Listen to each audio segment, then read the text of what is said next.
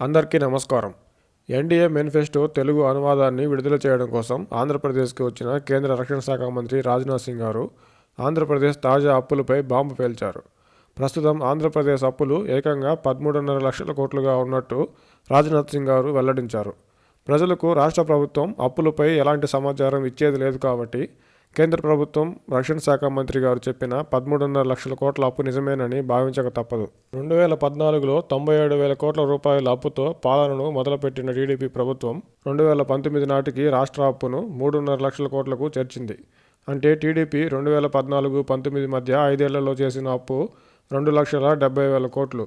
గత 5 ఏళ్లలో వైసీపీ పాలనలో రాష్ట్ర అప్పు ప్రస్తుతం 13.5 లక్షల కోట్లకు చేరిందంటే కేవలం గత 5 ఏళ్లలోనే వైసీపీ ప్రభుత్వం చేసిన అప్పు దాదాపు 9,50,000 కోట్లు. వైసీపీ ప్రభుత్వ పెద్దలే చెప్తున్నట్టు గత 5 ఏళ్లలో ప్రజలకు 2.5 లక్షల కోట్లు సంక్షేమ పథకాల ద్వారా పంచామని చెప్తున్నా ఈ 5 ఏళ్లలో తెచ్చిన మొత్తం అప్పు 9.5 లక్షల కోట్లలో ప్రజలకు పంచిన 2.5 లక్షల కోట్లను తీసివేసిన తెచ్చిన అప్పులో మిగిలిన 7 లక్షల కోట్ల రూపాయలు ఎందుకోసం, ఏ అభివృద్ధి పనుల కోసం ఖర్చు చేశారో రాష్ట్ర ప్రభుత్వం ప్రజలకు చెప్పాల్సి ఉంది కదా.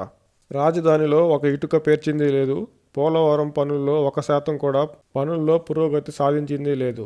కనీసం రోడ్ల మరమ్మతులకు సైతం డబ్బులు లేవని చెప్తున్న రాష్ట్ర ప్రభుత్వం ఈ 5 ఏళ్లలో తెచ్చిన అప్పుల్లోనే ఏకంగా 7 లక్షల కోట్ల రూపాయలు ఎటు వెళ్లాయో తెలియని పరిస్థితి ప్రజల్లో ఉండగా గత 5 ఏళ్లలో రాష్ట్రం యొక్క సొంత ఆదాయం ఎంత, ఆ సొమ్మును ఏ ఖర్చులకు, ఏ అభివృద్ధి పనులకు ప్రభుత్వం వెచ్చించింది అనేది 1,00,000 కోట్ల ప్రశ్న.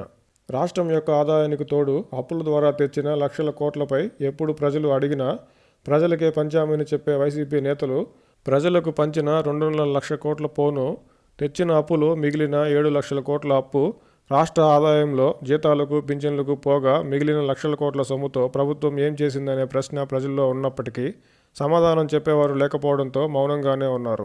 అప్పులపై ప్రశ్నించినప్పుడల్లా సంక్షేమ లబ్ధిదారులపై నెపం వేస్తూ వస్తున్న వైసీపీ నేతలు మితిమీరి చేస్తున్న అప్పుల పాపాలను ఎవరి ఖాతాలో వేస్తారో చూడాలి. ఆంధ్రప్రదేశ్ ప్రజలు, సంక్షేమ పథకాల లబ్ధిదారులు అప్పులు, సంక్షేమం రెండింటిపై వాస్తవాలను గ్రహిస్తారా లేదా అనేది చూడాలి. అప్పుల సారాంశం ఇలా ఉండగానే గత 24 రోజుల్లోనే రాష్ట్ర ప్రభుత్వం ఏకంగా 7,000 కోట్లకు పైగా అప్పు చేసినట్టు వార్తలు వస్తున్నాయి.